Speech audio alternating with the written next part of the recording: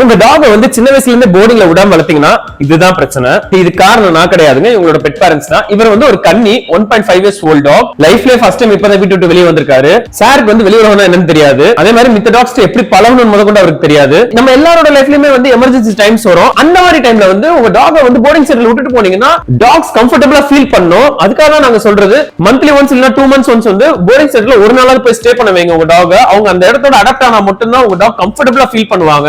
Gauge ட்ரைனிங்குமே ஏன் கொடுங்கன்னு சொல்றோம்னா இதுதான் காரணம். இவர் வெளியே இருக்கும்போது எங்களால மத்த டாக் வெளியே அனுப்ப முடியல. வெளியே அனுப்பும்போது இவர் என்ன பண்றாருன்னா டாமினேட் பண்ண ட்ரை பண்றாரு. மத்த டாக்ஸ் வந்து சப்மிசிவா போல அப்படின்னா உடனே அட்டாக் மோடுக்கு மாறுறாரு. இது வந்து மற்ற டாக்ஸ்க்கு பயங்கரமா ஹர்ட் ஆகுது. அவங்க எமோஷனல் பிரேக் டவுன் ஆறாங்க. டாக ஹேண்டில் பண்றது ரஃபாலாம் ஹேண்டில் பண்ண முடியாதுங்க, சாஃப்டா தான் ஹேண்டில் பண்ண முடியும். ஒரு டாக் கழுத்து இருக்குது அப்படின்னா நாங்க லூஸ் பண்ணிட்டு கழட்டிட்டு அப்புறம் திரும்பி மாட்டி அதுக்கப்புறம் கொஞ்சமா தான் நாங்க ஒரு கேஜுக்குள்ள கொண்டு போக முடியும். ஒரு கிளைண்ட் வந்து எங்க இடத்துல இருந்து விடுறாங்கன்னா எங்க மேல இருக்க நம்பிக்கை டாக நாங்க நல்லா பாத்துக்குவோம், நேரத்துக்கு அவங்க கூட டைம் ஸ்பெண்ட் பண்ணுவோம், நேரத்துக்கு அவங்களை பாட்டி கூட்டு போவோம், ஹெல்த்தியான ஃபுட் நாங்க ப்ரொவைட் பண்றோம் ஒரே ரீசன்காக மட்டும் தான் கிளைண்ட்ஸ் எங்க இடத்துக்கு நம்பி வராங்க, திரும்பி வராங்க. 10% ஆஃப் டாக்ஸ் நாங்க எடுக்க மாட்டோம்னு சொல்லிருக்கோம். ஏன் அப்படின்னா அந்த டாக்ஸ்ல சின்ன வயசுல இருந்து போர்டிங் அனுப்பாம விட்டுட்டு திடீர்னு நீங்க வந்து விட்டோம்னா அந்த டாக் இந்த இடத்துக்கு அடாப்ட் ஆக மாட்டாங்க. ரொம்ப பார்க் பண்ணிக்கிட்டே இருப்பாங்க, இல்ல ரொம்ப ஹவுல் பண்ணுவாங்க, இல்ல கேஜ் உடைக்க ட்ரை பண்ணுவாங்க. எண்ட் ஆஃப் தி டே நீங்க தான் கஷ்டப்பட போறீங்க. டாக் என்ன பண்ணுன்னு தெரியாம உங்களோட பிளான முழுசுமே கேன்சல் பண்ணிருவீங்க.